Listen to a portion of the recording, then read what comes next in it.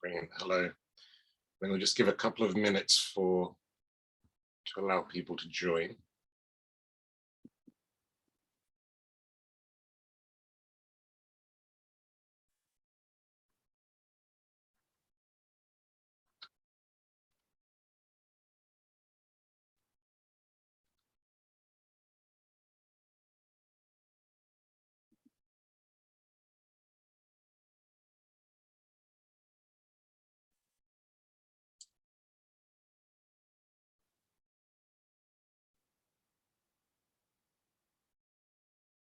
Okay, so I think let's get started. We've given a minute. Welcome and thanks for joining I suppose what we're calling the weird track. So those of you who were in the session earlier will know that I'm Damien. I've been involved in Map Camp now, gosh, this is the 4th year. I'm really excited to chair this particular track, which we threw in this year. I always loved the diversity of talks at Map Camp, and I'm just really glad that I got the track with the most diversity. We're starting off with the Metaverse, right? How the Metaverse helped me with my hobbies. And I think probably the most interesting thing about the Metaverse is defining it. So we have Liz and we have Kim. I think Liz is going to go first. We've got some congratulations in order. So Liz, I'm going to allow you to introduce yourself, your new job, congratulations, and what you're going to talk about to us today in relation to the Metaverse, and perhaps help us with a loose definition of it. Yeah. Hi, this is my, I think, 3rd or 4th Map Camp, which is really exciting. And it was, in fact, announced today that I am the new field CTO at Honeycomb. But this is actually, despite the fact that I wrote it on Honeycomb stationery, it's not actually a Honeycomb talk per se. It's actually a homage to some of the work that I did back when I was a game developer, back when Charity Majors, one of our 2 co-founders, was a game developer at Linden Labs. So basically talking about how everything old is new again. Kind of how did game developers wind up developing the first metaverses, and what can that teach us about problem solving and way to develop the current batch of metaverses. So that's what I'm going to be sharing. Fantastic, fantastic. Cannot wait. Cool. And yeah, let's get this going. So I am titling this one Metaverse Electric Boogaloo because this is not the first time that has happened. And I happened to work on a metaverse before it was a term that people used to refer to literally everything.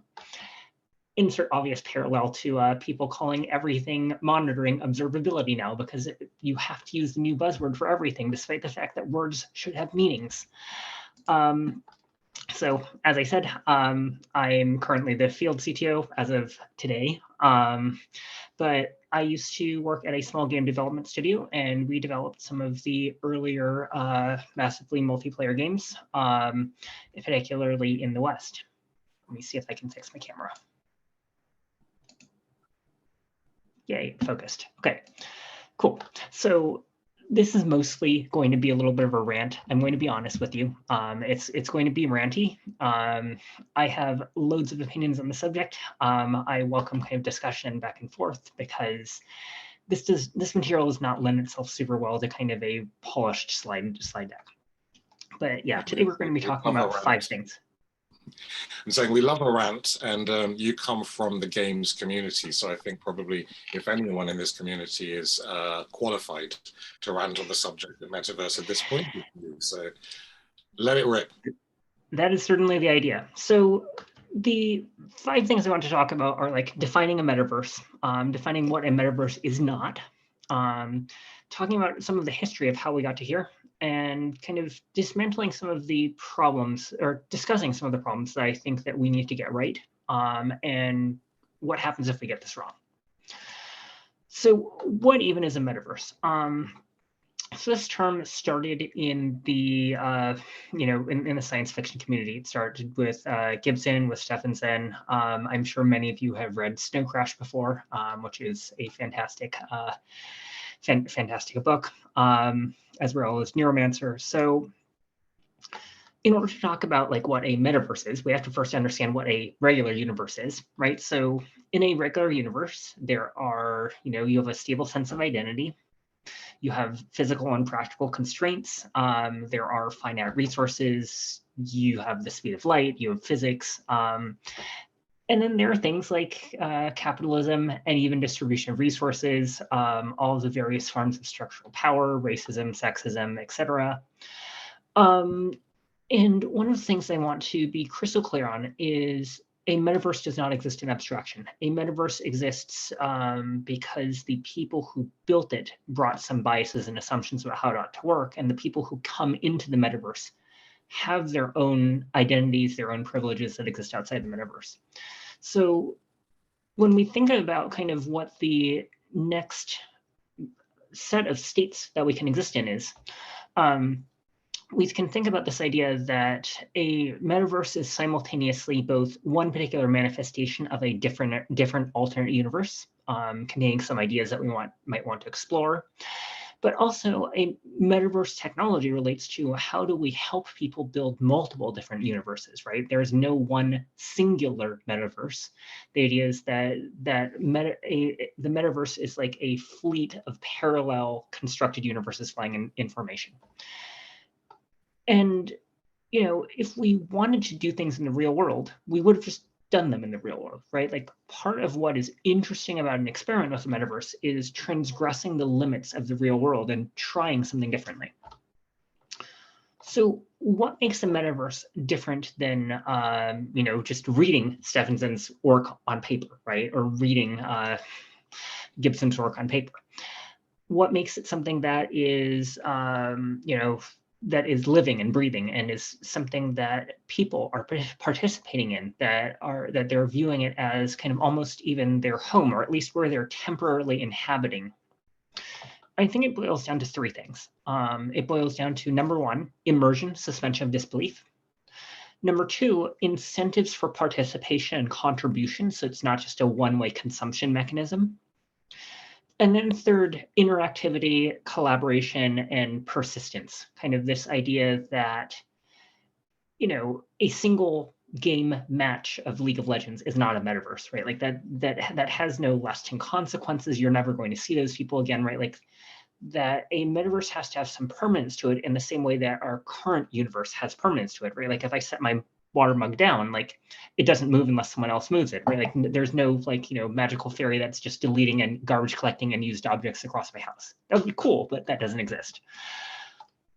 So this is, I think, where wordly mapping can really, really help us. So if a metaverse is about creating possibility, this would get really crowded, right? If I diagrammed each of these three separate ideas together on one graph, so I'm going to diagram it as three separate graphs. Just mental note, these are all kind of overlaid on each other, right? So possibility requires suspension of disbelief, right? So that you feel immersed. What causes you to feel immersed? And my scale on the bottom is not industrialization, kind of, bespoke to industrialized. My scale on the bottom is how many people have access to do this, both to consume it as well as to participate in it. And to me, storytelling is the most compelling part of a metaverse, the world building, the kind of narratives and stories that we tell each other with words, or kind of, however we communicate meaning to each other. That's something that every single human being on this planet has access to. And 2D art, again, right? Like 2D art is something that everyone can do at every level of technology, and that helps us tell stories. But what's interesting is when you start reproducing that 2D art, right? Like when you start creating copies of it, that kind of allows multiple people to share in this common sense of belonging to the same place because they're seeing the same art or they're hearing the same story. So kind of, if you're viewing this presentation, right, like you're probably viewing it on a two-dimensional monitor, right? Like two-dimensional monitors are fairly ubiquitous in our society. Even if you happen to be watching this at some future point in, let's say, Nigeria, right? Like on your cell phone or something, because you're not in a big city in Nigeria, right? Like you are still viewing this presentation using a display.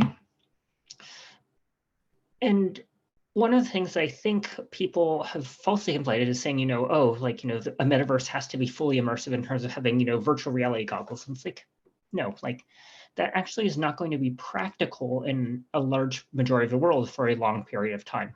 And in fact, Simon was just saying earlier in the keynote, right, like that there are these simultaneous different adoption curves, right? So when I think about building metaverses, I think about how do we build a metaverse that's inclusive? And I think VR and AR are kind of very far back there in terms of their adoption curves.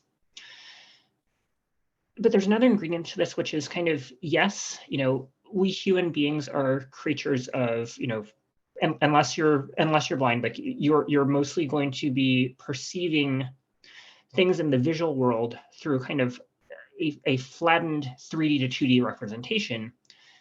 3D modeling is something that you don't have to have the skill to do in order to consume it, right? You can consume a 3D model through a 2D display, that works fine, but like there is a smaller set of people that have access to create 3D models than 2D. And I think that's an important thing for us to pay attention to when we think about kind of our biases about what constitutes a real immersive experience. Okay, so now let's talk about incentives.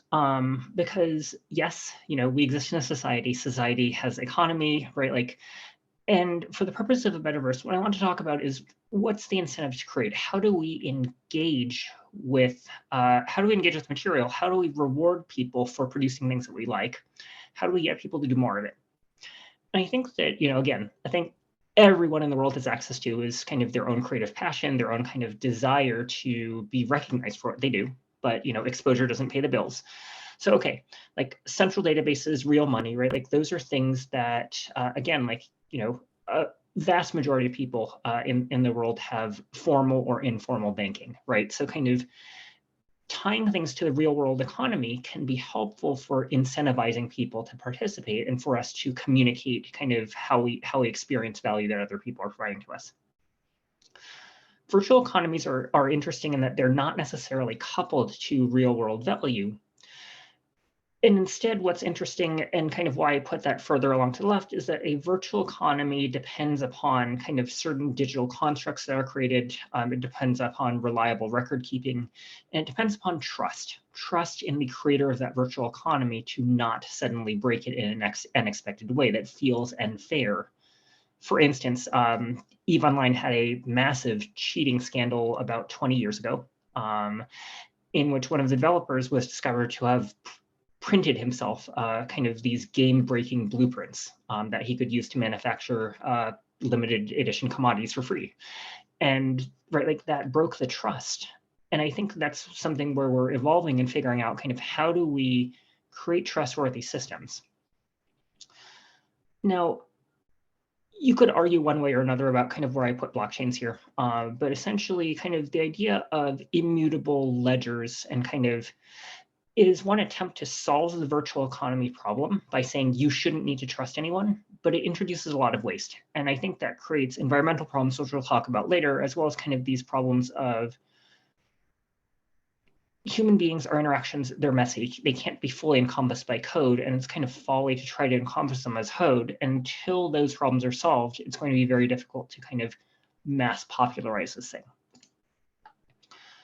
Okay, and then finally, let's talk about interactivity and collaboration, right? Like how do we make people feel like they're participating in the same virtual room, even if they're located miles apart, right? Like how do we keep these interactions persistent over time? I think the number one thing that we can do to kind of solve the distance gap is text chat, right? Like to kind of, it's very low bandwidth, but it's very efficient because human language can be written down, and human language written down is much easier to communicate than kind of real-time audio, which is kind of that next step of fidelity or video streaming. And then you can, right, like those are very much accessible in a lot of ways, but kind of that capability to create multiplayer presence that doesn't skew or desync, right, like so that people can occupy the same virtual space together. That's something that is still much more under development. That being said, I'd like to think that my game industry colleagues and I have solved that problem as of 10, 15 years ago. So those are some of the blueprint ingredients I think go into a metaverse. What isn't a metaverse, right? Like, just because a VC points at something and says, "Is this a metaverse?" That doesn't make it one. So let's talk about a couple of counterexamples. The World Wide Web, kind of the portal you view through a web browser, that is not a metaverse.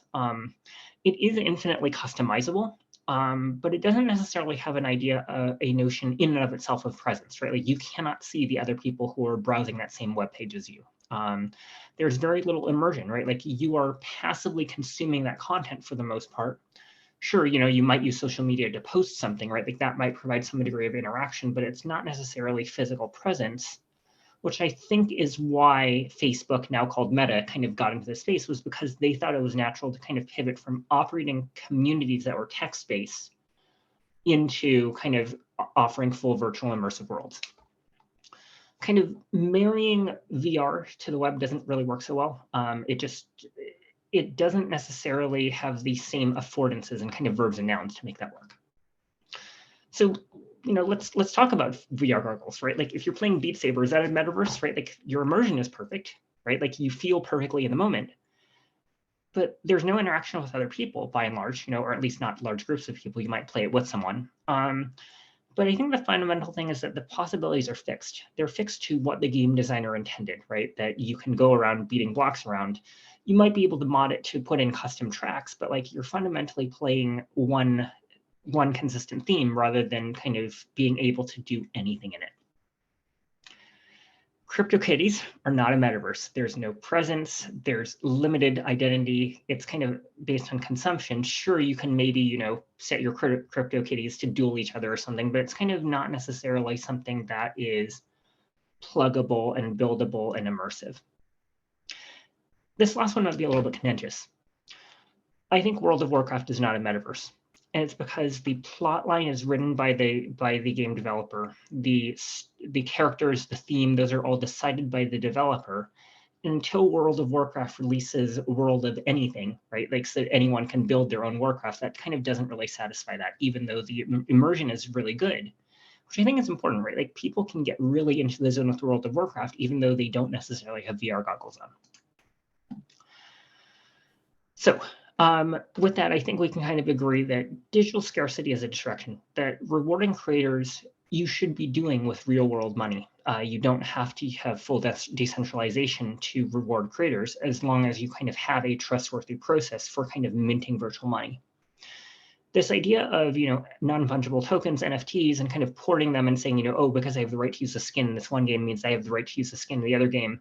Game developers before me have dismantled this, right? Like, you'd have to set up complex licensing webs to make that happen. You'd have to write a bunch of custom code and glue. Like at the end of the day, smart contracts are worth the paper they're printed on, which is nothing, right? Like there's no such thing as a smart contract that can self-execute. It all requires human beings to kind of design and operate the machinery and the interfaces that they have to games, to virtual worlds, and to the real world. And kind of finally, like digital scarcity and blockchains, there are actually very good reasons why immutability is not a good property.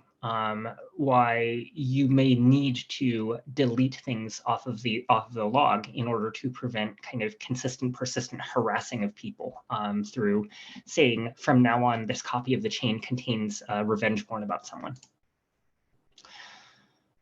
So I think this goes to my history. I started working in the games industry in 2004. I worked in the game industry from 2004 to 2008. And really, I think a lot of the building blocks for virtual worlds existed then, were being built out then, and are now ubiquitous today, right? Like, sure, access to the internet, access to a pretty powerful machine that could visualize things in 3D, right? Like that was limited in 2004. But today, 63% of the world has internet, 92% of the world has SMS, but VR is very, very, very tiny. You don't have to have full immersion to get that effect of people feeling like they are participating in something together. So I think that we as people who build metaverses should think about the kind of total addressable market today. So let's talk about what that looks like.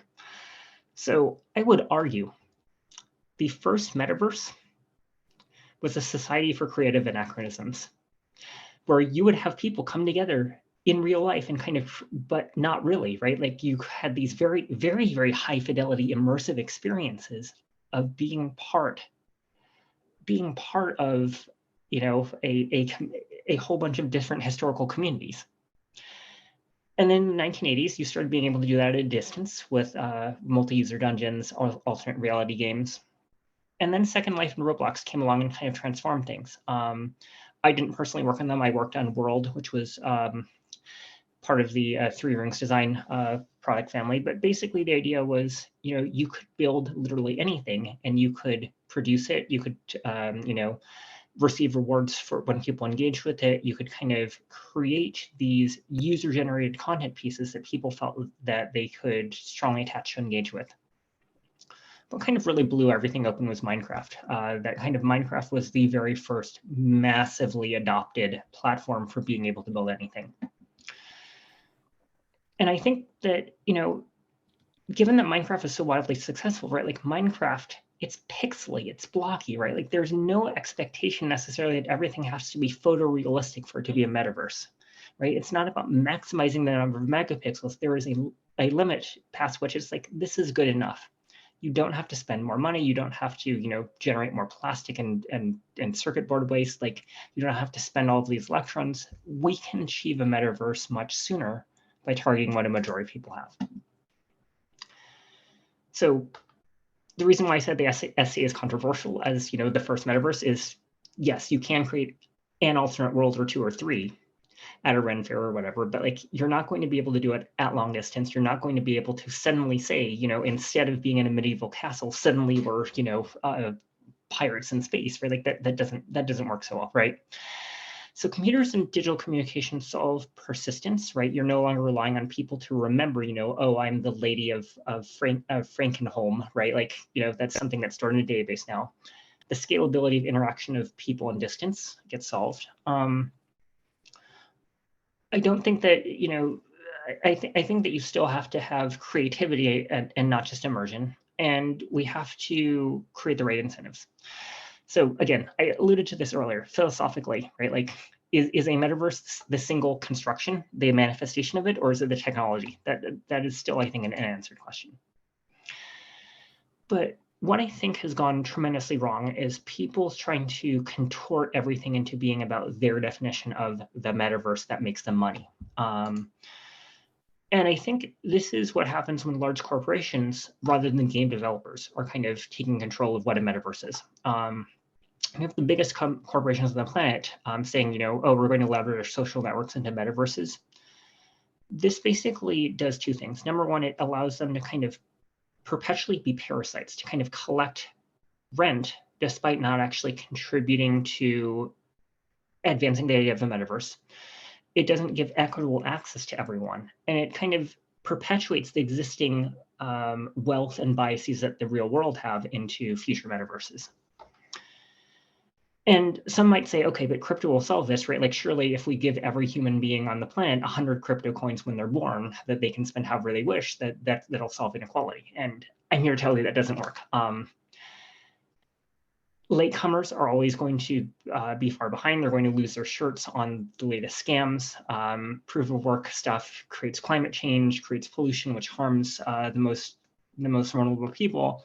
And it turns out that the people who are distributing crypto coins to every citizen were actually using it to collect biometrics. Super creepy. I think the other piece here is that for now, the metaverse is a leisure activity, right? That is an escape from reality. If your reality doesn't afford you time to escape, you're not going to be able to participate. So that means that we have to meet people's needs outside the metaverse for them to participate, and that cannot involve kind of exploitative stuff. It cannot involve, there's this NFT game called Axie Infinity that basically went under, and a bunch of people in the Philippines were basically toiling for pennies per day because people were willing to pay that to them, right? Like, so there has to be something where we are giving people an equal footing in the metaverse, allowing for them to take care of their own needs outside of the metaverse, but also not exploiting them in the process. And I think, call me an idealist, but luxury space communism does solve this, right? Like if everyone has access to shelter and food, that kind of ameliorates a lot of those concerns about people don't have leisure time to enter the metaverse, and ameliorates a lot of concerns about people can't access the metaverse if they're not connected to the internet at all. But I think the number one thing that we've really screwed up is kind of this idea of failure to think through moderation and community defense. We have seen that these large companies do not do a good job of content moderation, even on the web, even without VR. And interactions in real interactions in 3D space get a lot harder, right? Like instead of something being in like, oh, this person swore at me, right? Like it suddenly becomes like this person, walked their avatar through mine and extend their hand and groped my breast, right? Like how do you actually moderate that, right? Like, and I think the last piece is that for better or for worse, right? Like if you lose your Facebook or Google account, like you are royally effed on the internet, right? Like you are royally effed. You've lost your payment system, your documents, your life, right? Like we need decentralization in order to make sure that people's lives can't be ruined by one, low-paid content moderator just accidentally slashing you. So some people might say, okay, go fully decentralized. That doesn't work because that means that you have this problem of kind of collective attacks from anonymous actors, where fully decentralized systems allow this possibility that people can engage in abusive behavior and no one can stop them. So instead, I think we need to better iterate on this idea of reputational systems, local moderation, kind of forming smaller communities around individual metaverses rather than trying to create the metaverse. It doesn't scale to the scale that one company can operate it, and that's okay. That is working as designed in my view. Kind of cooperatives are the way to move forward with this. So those are my hot takes on why the 2022 metaverse sucks, and what I think we should do better, and how we can learn from game developers who've built previous generations of metaverses. 10 out of 10 as far as rants go. That was brilliant. Thank you, Liz. First thoughts. So a couple of themes. You've seen this happen before, but now we're doing this in a world which is largely VC and hype driven, right? So much of what we see around anything will have a company who's trying to flog you some vision of a metaverse. So I'm interested in what you think the harm is, what was different in the past. I know you've touched on some points, but I'm curious as to why will it be different when we know there is this sort of VC funded hype energy behind the new metaverse or the new iteration of it, should we say? I think it boils down to game developers have always been somewhat conscious about developing community and cultivating community carefully and kind of being aware of bad actors, whereas people who are seeking profit are not necessarily going to put those concerns first and foremost. They're going to be more concerned about growth first and foremost, right? So it's kind of this question of, is building a metaverse about scale and size, or is it about kind of art and culture? Okay. You've also described some existing things, many reaching back, far into our own lives, so sort of showing our age a little bit and going, oh wow, that was kind of a metaverse. So what do you think we can take from those existing metaverses? I'm from the world of open source, right, where I'm always looking at systemic waste, effectively, like everybody having multiple people trying to work on the same thing. So do you think there's much that we can learn practically from other iterations of metaverse in how we build the new? And I suppose, what do you think are the most wasteful drives in the metaverse development, and what are the ones that are most valuable? I think the most wasteful thing is, as I was saying, digital scarcity, right? This idea that we have to reproduce these ideas of, there is only one copy of my earrings, right? Like, and that I am made worse off by someone stealing my earrings, right? Like that doesn't translate so well into the virtual world. So I think we have to be conscious about the idea that as long as you are crediting people, right, like so that they are gaining reputation from what you're, from copies of their work, there's not necessarily harm inflicted by creating copies of a thing. That scarcity doesn't make something, scarcity something that we're trying to get rid of, not to kind of impose on this new world. Very, really good. Probably my big takeaway in terms of my mental model of a metaverse is when you describe there is no one singular metaverse, which is kind of what I've been thinking people are trying to build, right? A digital... Facebook is certainly trying to build the one metaverse. That's why they named their company that. That's kind of, the problem is if that fails, right, and if they're centrally controlling it, so there's no room for experimentation, that's not so good, right? Like people have been mocking the fact that the legs in Horizon, in Facebook Horizon have no legs, and it's like, well, they could have let people get creative, but no, they centrally control the process, and they want to rent your your digital presence to you, right? Right. This the VR AR adoption curve, right? So something you said that was really interesting around the current. I've got I've got a Quest 2 as the most recent one, but I've gone around the houses on various iterations of VR headset in the hope of finding something amazing. I do love them. I do love the experience. I'm curious about what we can learn generally from the uptake of VR AR, not just in terms of technology, but also in terms of demand. I think what we're seeing is kind of, how shall I put this, right? Like there's something on the order of tens of millions of these devices floating around, right? Like I think that it is very early days. And I think the fact that it's very early days means that there is experimentation, what is working and what isn't working. I think the number one problem that VR needs to solve is not pixel count, right? Like it's motion sickness, right? But I still question, is that really necessary to get people, right? Like the effect we want to achieve is that people feel immersed. That is a property of your brain. That is not a property of like surrounding your eyeballs like wall to wall with pixels. That is a property of whether your brain is in a state of flow.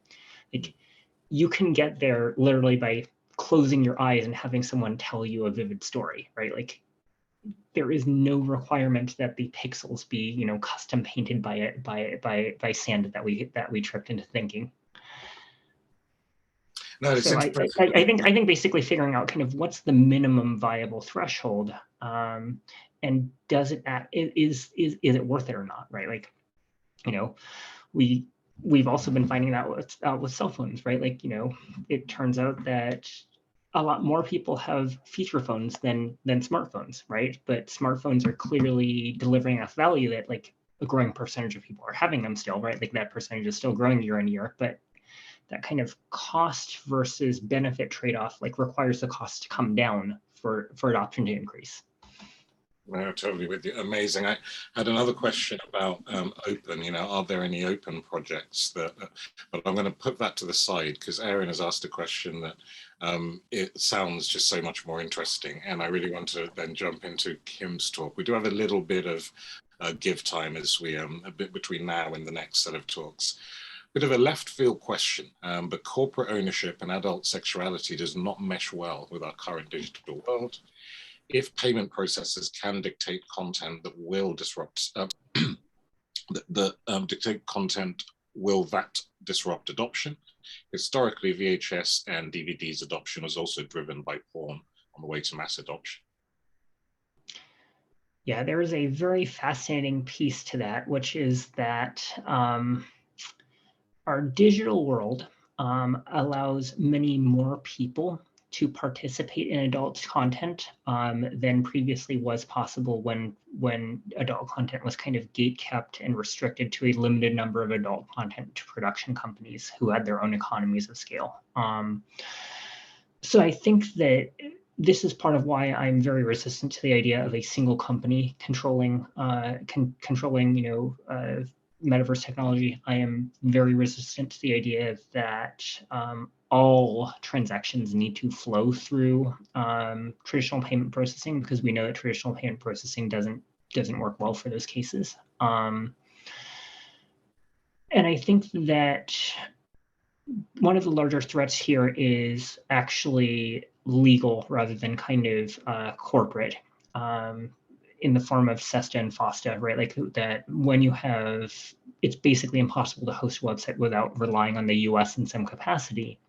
If the US views any kind of sex work as potentially a criminal violation, that means that it's going to be hard to kind of build even these decentralized networks that can support sex work.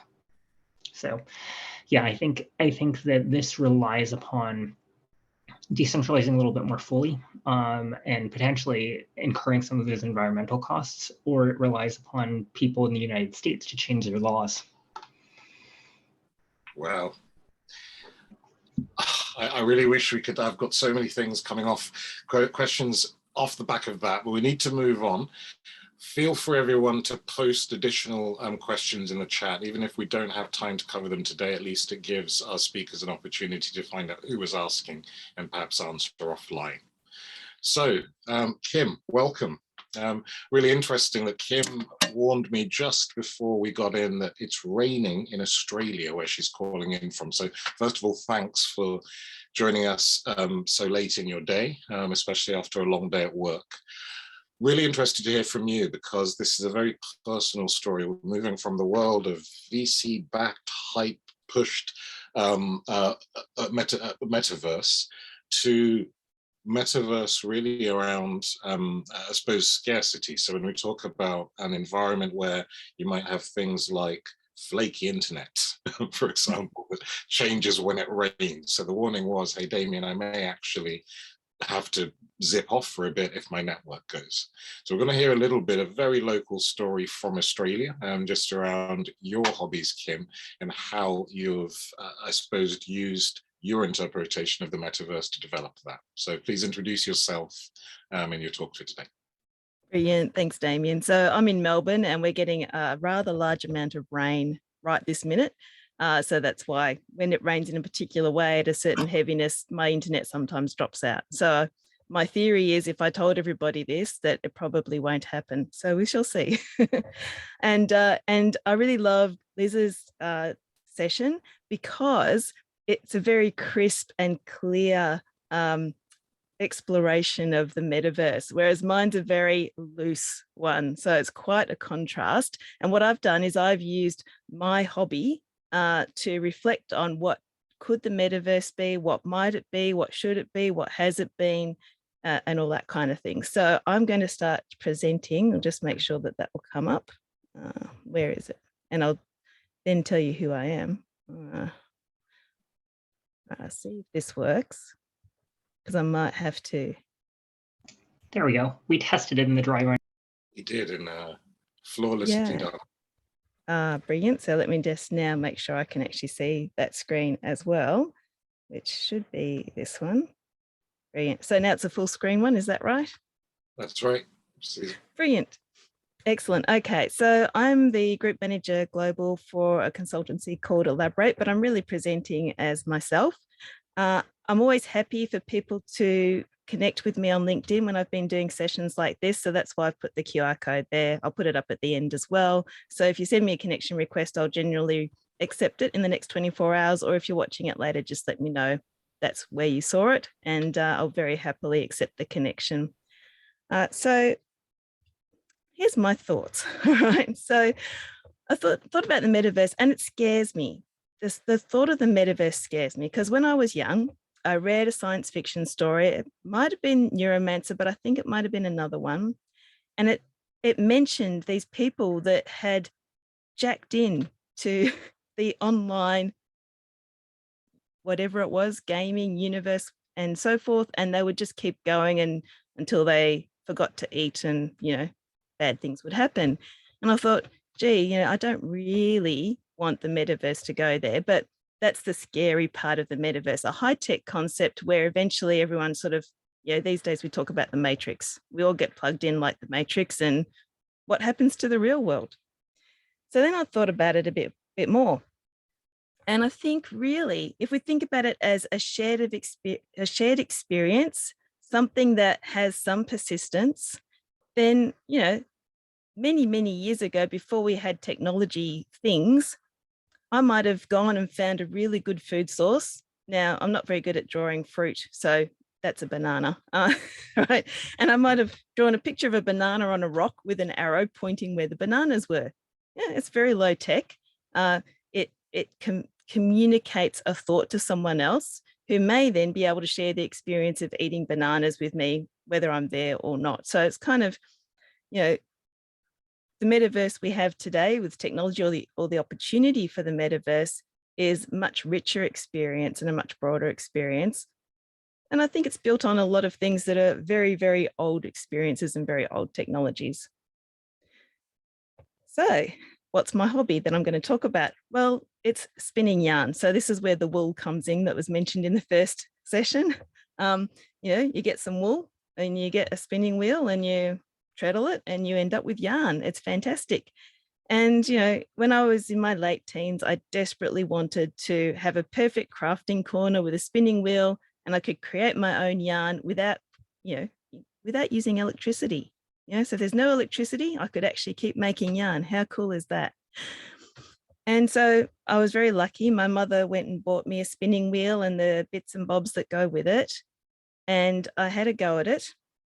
And this is what I actually started with, right? I started with, and I've still got the pamphlet here. If you can see my video, this is the Learn to Spin that came with the spinning wheel.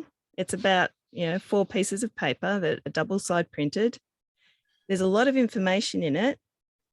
And the other one that I had was a bit of a maintenance one. There we go. All right. So I had those and I read them and I'm like, okay, treadle. And in those days, all you really had to spin with was wool from fleece. So you had to get, fleece from a sheep from somewhere, like craft shop. You had to wash it, you had to card it, and then you could spin it. And so there I was treadling away, getting this really lumpy stuff, right? That's what I would get. And I was not happy because I thought, if you go into the shop and you buy a ball of yarn, it's very smooth in general. And I thought, I'm doing it wrong. I don't understand. I'm not quite sure. And, I was 16 or 17 at the time, and I probably could have found a class, but at that stage it was late high school and other things seemed more important at the time. Okay. So it got put in storage. And then when the pandemic happened, I got into knitting. And then one of the podcasters that I was watching, she got into spinning to learn how different types of yarn were created and made and how different breeds of sheep create different qualities in the wool. And there's a huge amount to learn about spinning and fiber, etc.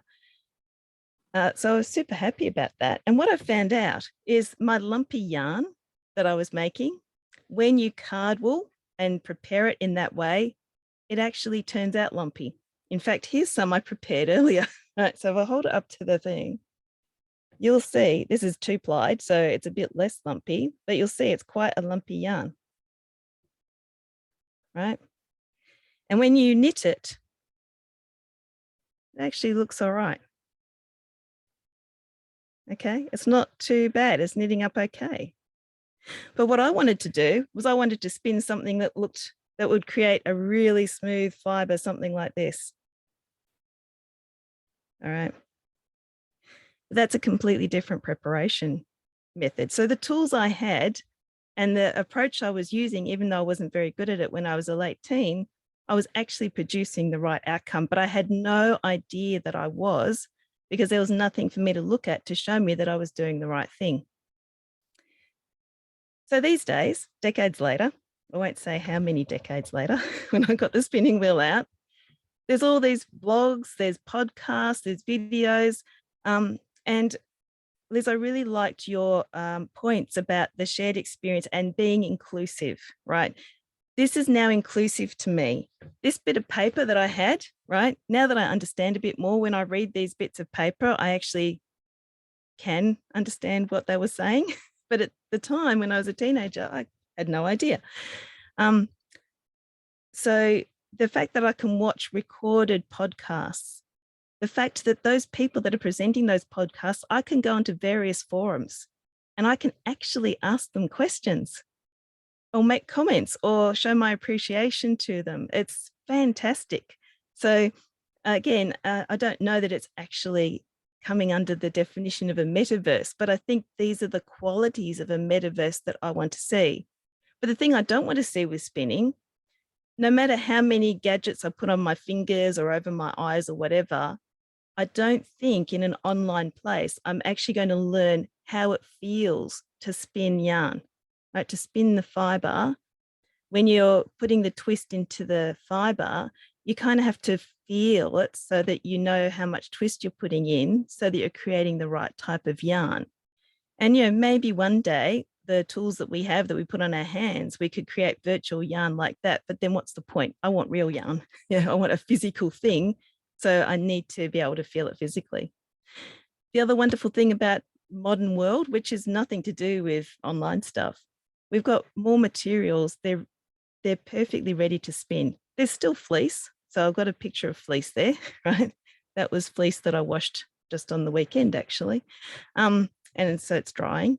And the rollags, which are those purpley, yellowy things, they're very nicely prepared straight fibers. And when you put them onto these, a thing called a blending board, and you roll them up, you can create beautifully smooth yarn. In fact, you know, they're the sorts of things that created this type of yarn. And then on the far right of that are a couple of hanks of yarn that I've actually spun. So that's pretty cool. And so you can get all sorts of things that are well prepared. I could go online. I had no idea how to use the blending board, but I watched a few videos. I learned how to do it. And now I can make pretty rollags and spin beautiful colored yarns. So I'm still learning. And the more I learn, the more I realize I need to learn. And where does Wardley mapping come into this? Well, spinning yarn, you can go into a shop, you can buy it. It's made in factories. It's a commodity, right? And the reason it's a commodity is people did a lot of hand spinning for many, many years. The wheel that I have, which was bought decades ago, they still make that brand of wheel. I can still buy parts for that wheel. The design has not changed because it's been optimized. It is a commodity design. It's right up there. The actual physical making of the yarn is not commodity. That's I'm handcrafting, okay? But it is a repeatable process, and it's something that I can learn. So that's kind of a reflection from what is the hobby? And then where are all these pieces of information? You know, how much easier is it to digest? Right? Again, we can print these pamphlets, and that's fabulous. But again, people without the context and without all the extra information you need to create the yarn, it's very hard to digest and very hard to figure out, especially when you don't know what good looks like. So that's kind of my very loose, broad explanation of the things I've been thinking about when I reflect on what is this metaverse thing in the context of my hobby of spinning. So I'm so glad that I got to present today. I'm really chuffed at it. So thank you. And yeah, I'd like to open the floor or ask Damien or Liz if you've got any questions or reflections, and I'll stop sharing. No, first, thank you so much, Kim. I got a bit of a whistle tour through the world of yarn, particularly all the different grains, the classes. And I suppose from a sustainability point of view, it showed me how much I didn't know about something that, you know, I literally buy all of the time. And that's an interesting point just around commodities, sort of the loss of the raw understanding and skill, at least across the community. And there are probably silos of people who know this stuff, but it was really interesting to me how much I didn't know. I'm curious as to whether or not you've been able to help others on a similar journey just by curating some of those resources, some of the things that you've found valuable, so they can sort of follow that path without having to look for them. Yeah, I haven't helped. I'm only really a year and a bit into this journey, and it does take quite a while to get really good at it. But I'm definitely finding information in more places and more ways to interact. So what I was reflecting on when Liz was presenting was the community around spinning and knitting in particular.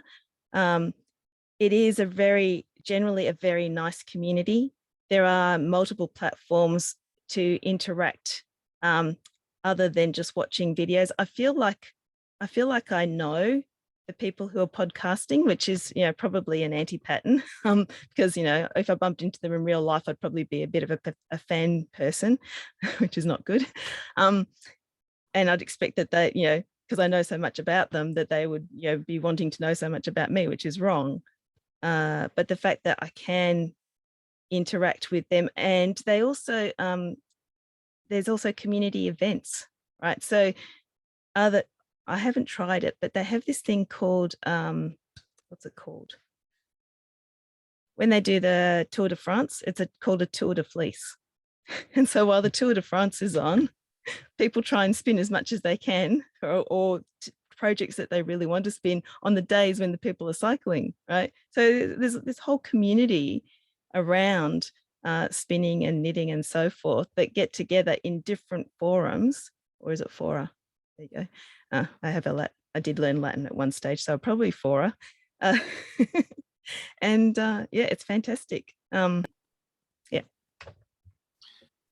Liz, your thoughts, if we were to break down the online, I suppose, yarn and knitting community, how does that fit with your measures of a metaverse? And what are your thoughts just generally about everything Kim's talked about?